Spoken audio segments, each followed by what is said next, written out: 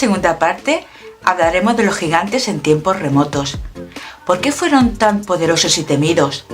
¿Qué relación hay entre los gigantes y los ángeles? ¿Quiénes fueron los ángeles caídos? Suscribiros a mi canal y darle like.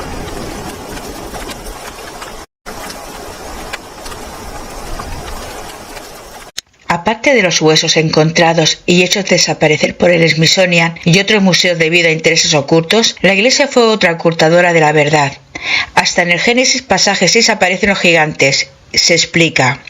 Aconteció que cuando comenzaron los hombres a multiplicarse sobre la faz de la tierra y les nacieron hijas, al ver los hijos de Dios que las hijas de los hombres eran hermosas, tomaron para sí mujeres escogiendo entre todas.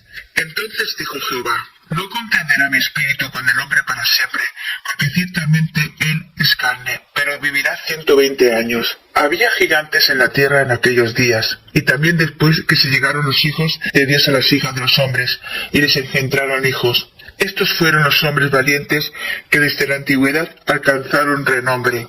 Génesis, pasaje 6, versículos 1 al 4. Una interpretación de este texto es que los hijos de Dios eran seres divinos que se unieron carnalmente con las mujeres humanas y de esta unión nacieron los gigantes. A estos gigantes se les llama Nefilim. Según otras versiones, estos gigantes eran la descendencia de los ángeles caídos y las hijas de Caín, de donde surgió esta raza con el fin de sabotear los planes de Dios, cruzándose y contaminando la descendencia de Adán. El capítulo 3 del libro de Baruch nos dice: allí nacieron los famosos gigantes de los primeros tiempos, de gran estatura y expertos en la guerra.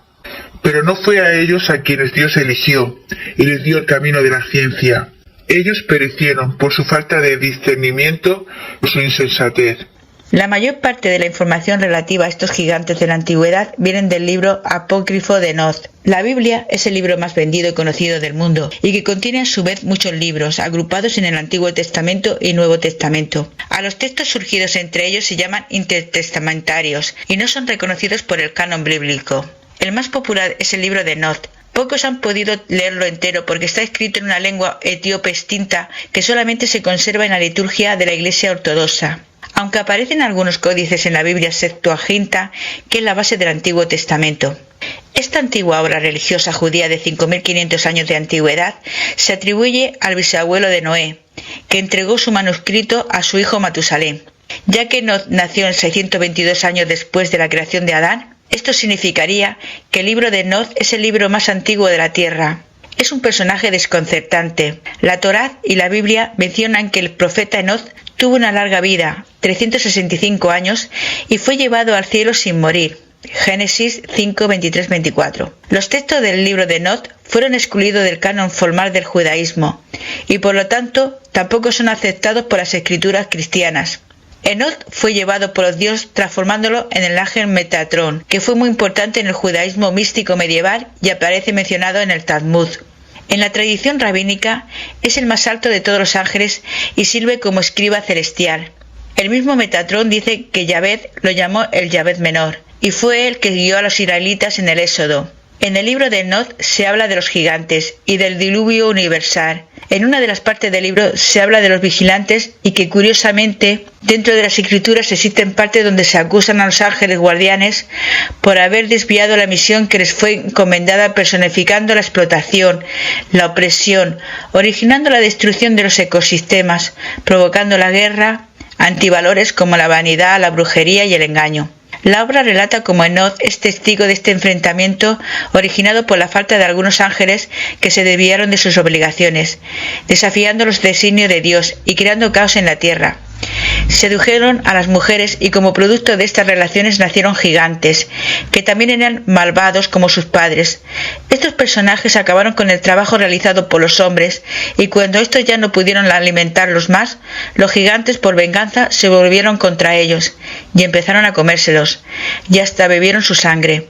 La obra relata cómo fue esa caída de los ángeles y la confrontación final que se originó conocida como la primera guerra que se dio en el cielo. Se describen además las diversas categorías y jerarquía de ángeles, arcángeles y también de los querubines.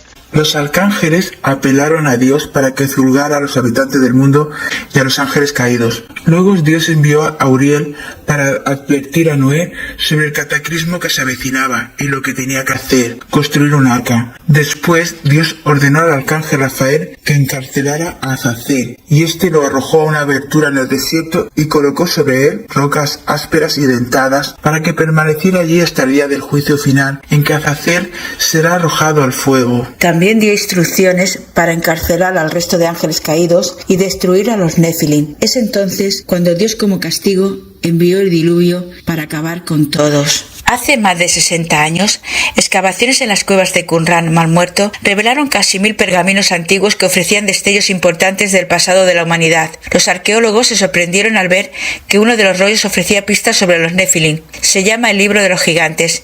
El origen de la palabra Nefilim no se entiende completamente, pero los estudiosos han propuesto varias etimologías: los caídos, apóstatas o estos que causan que otros caigan. Independientemente de su nombre, los Nefilim han sido siempre un sinónimo para gigantes. El libro de los gigantes encontrado en las cuevas de Qumran ofrece una perspectiva diferente de la del libro de Enoch. Aunque incompleta, los fragmentos de los rollos cuentan que los gigantes tomaron conciencia de que, como resultado de sus formas violentas y desviadas, se enfrentaban a una inminente destrucción, y que les asustó lo suficiente como para pedir a Enoch que intercediese por ellos ante Dios. El texto comienza detallando cómo los Nefilim plagaron la tierra y todo lo que vivía en ella, pero una vez que todos comienzan a recibir los sueños proféticos, empezaron a tener miedo. El primero en tener estos sueños fue Magwai, el hijo titán del ángel Baraquel. En su sueño vio una tableta siendo sumergida en el agua. Cuando la tableta emergió, todos excepto 3 nombres habían sido borrados. Esto simbolizaba la inundación y posterior destrucción de todos. Poco después, el resto del grupo de gigantes comenzaron a tener sueños apocalípticos. Se dieron cuenta de la naturaleza profética de sus sueños y buscaron la ayuda de Enoch. Por desgracia, Enoch ya había desaparecido de la faz de la tierra, por lo que uno de los Nefilim viajó en busca de Enoch. Él lo envía de vuelta, prometiéndole que intercedería por ellos.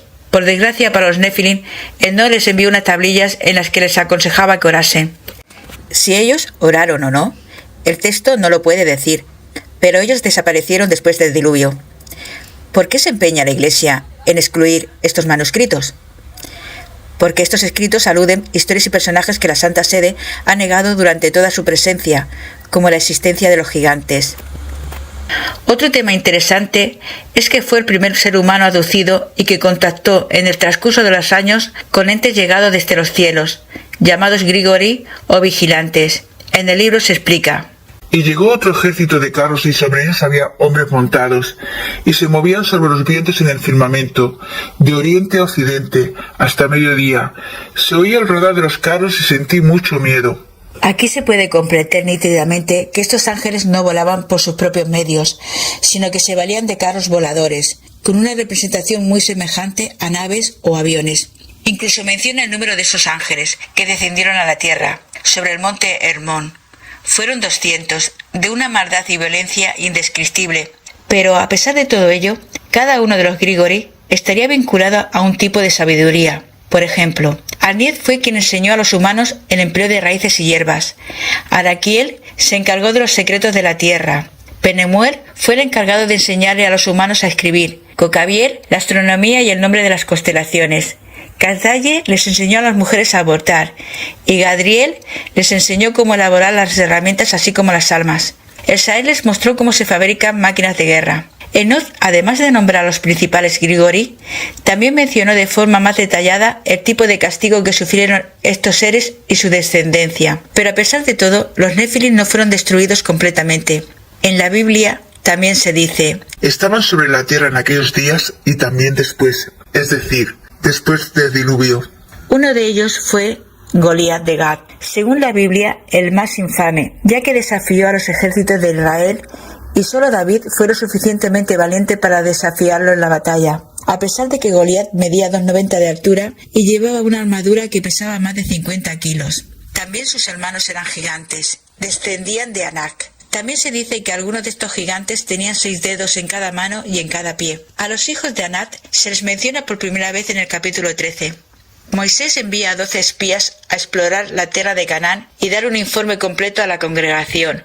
Los espías se introducen por el desierto y viajan al norte a través de las colinas de Judea, hasta que llegan al arroyo de Escol. Después de haber explorado todo el territorio, recogen muestras de frutas, gigantes racimos de uvas que necesitaba de 2 hombres con un palo entre ellos para cargarlas.